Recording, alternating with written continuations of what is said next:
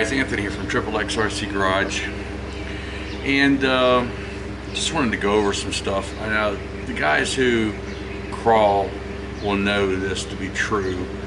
The ones who go to competitions will know this to be true.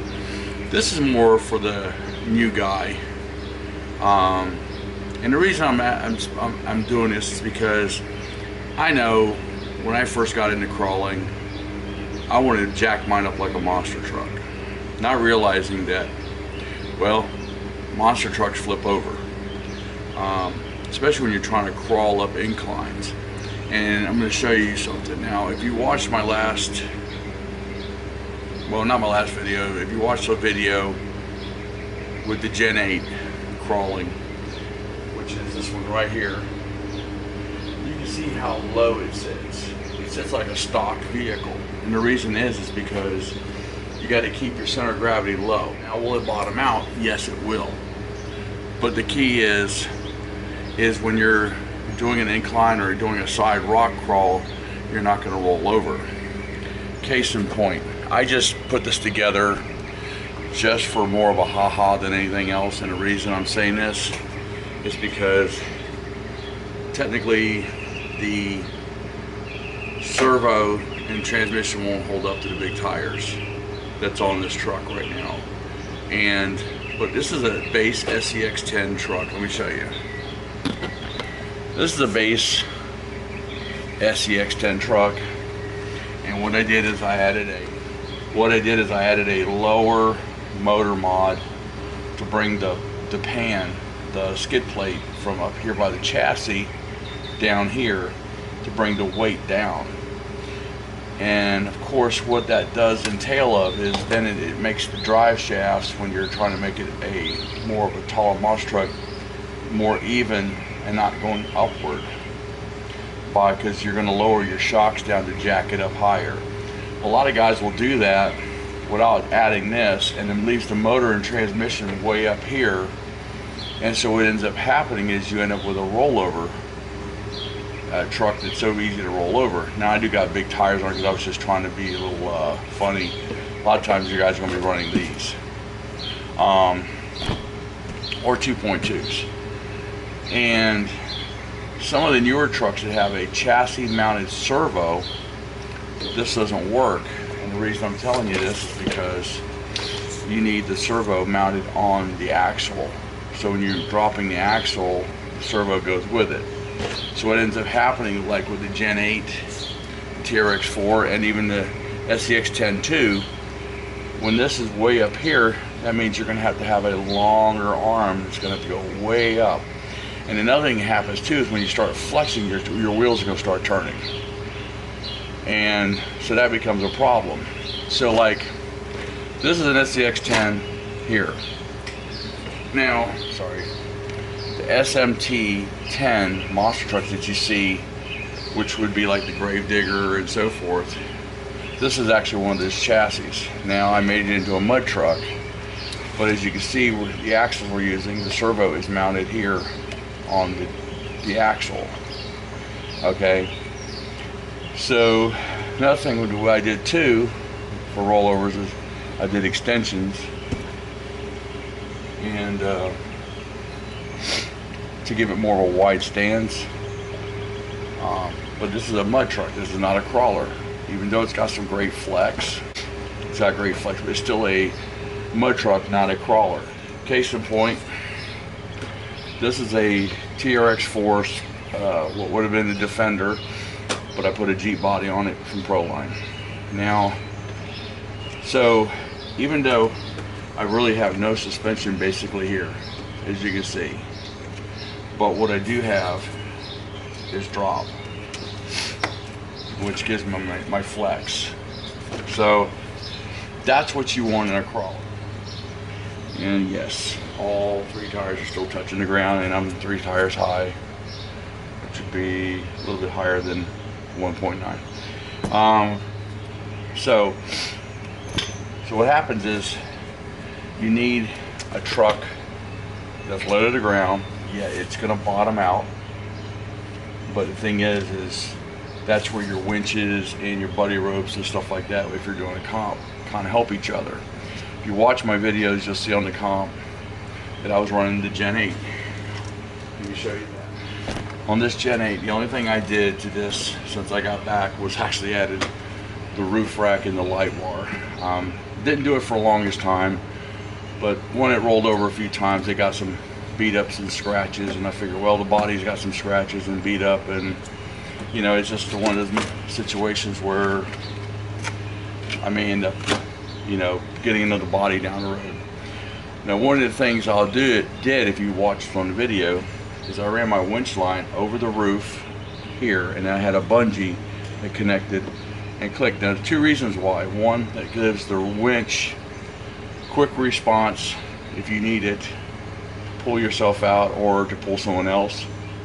Two, because the body is magnetic. Because the body's magnetic and also Velcro, doesn't make the body stay on well, and I just didn't want to put pins through it, so I went ahead and did that, and that kind of helped keep the body on, so I didn't have to worry about it falling off. And the bungees gave me a quick release off the back bumper if I needed to do a battery change, or if I needed to use it for pulling somebody or whatever. So anyway, that's basically it.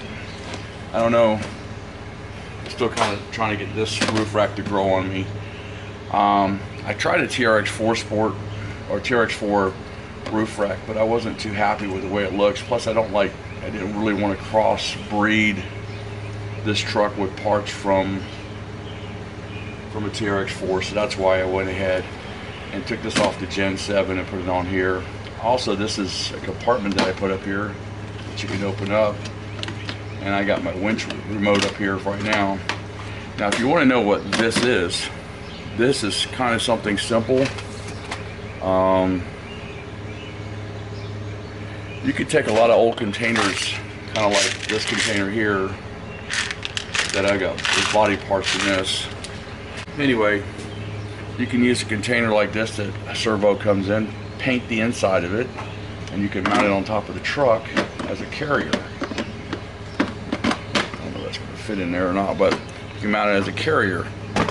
Kind of little ideas that you can use. Now, some of them that come are a little too big. That'd be like putting a chest there. You want to keep your center of gravity low, so that's one of the reasons why you don't want to put something too tall and heavy on top. And now, even with that little extra weight, I did my balance test, and I mean, like, that's my rollover rate right there. So I can run a line that high without rolling, just so you know.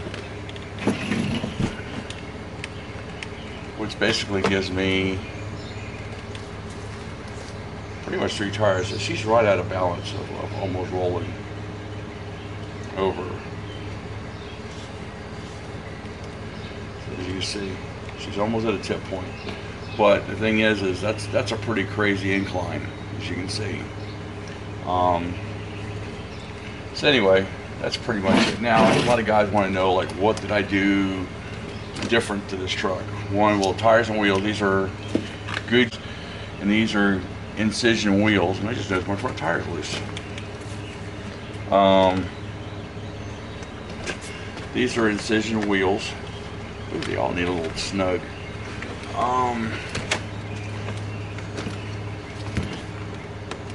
Make sure these are all nice and tight.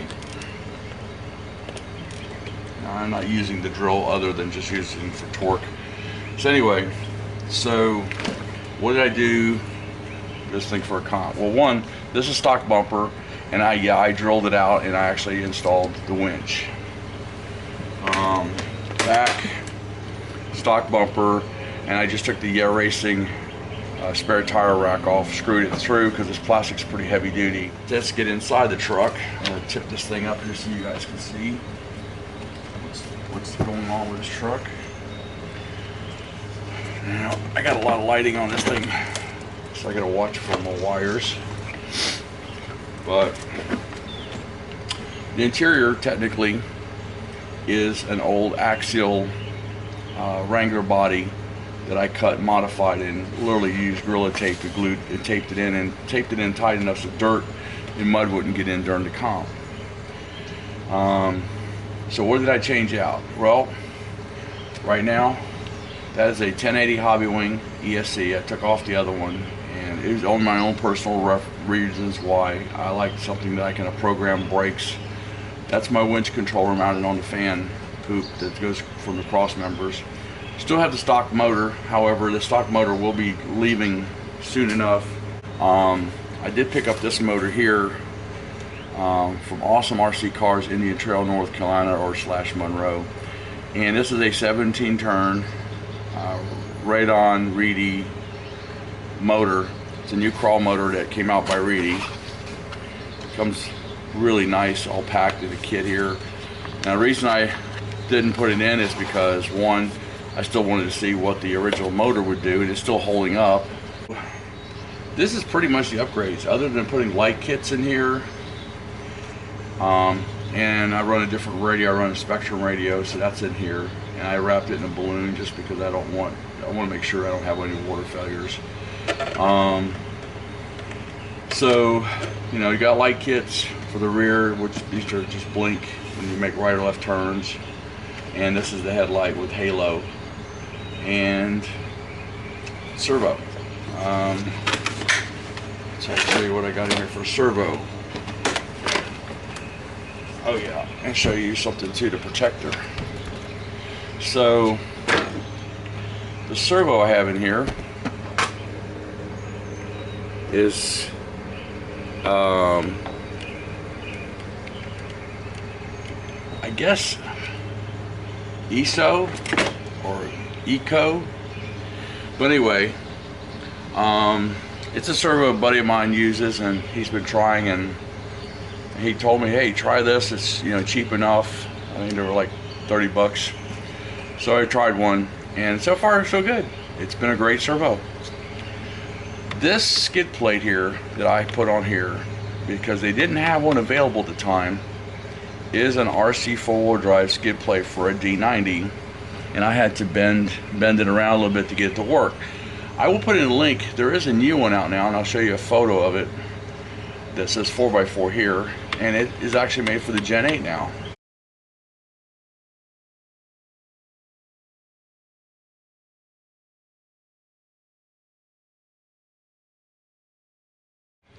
Which I'll be putting on the, probably on the pack. Oh, and the skid plate. I did change out the skid plate. This is the Bauhaus skid plate. If you check my videos, a couple of videos back from this one, you'll see where I installed this and getting this ready for a comp. And this does have a slight pitch in here. And I talked to Nick from Bauhaus, and this is the reason he told me that this skid plate, so the skid plate comes with a slight bevel to it, and it's got like a higher spot here. And the reason is that is, I was talking to Nick, he said if he'd have made it flat, like this box, or this box, and it was there, and you got on a ledge, you wouldn't be able to wiggle yourself off of it. By giving it a slight bevel here, I don't know if you guys can see that, gives it a little bit of a high pitch in the middle, just so you could teeter-totter off of something. So that was pretty good thinking on their behalf. I'm still running the stock links, stock drive shafts. I did change out and put the motor, the transfer case and transmission metal gears in here. Just repacked everything with marine grease, and made sure everything was top notch and ready to go for water if needed be. These are the stock mirrors that came with it, and they're still on there after the comp. They didn't get ripped off. A buddy of mine made me some 3D printed wiper blades. Thank you for watching. Don't forget to subscribe, and remember, have fun with RCs.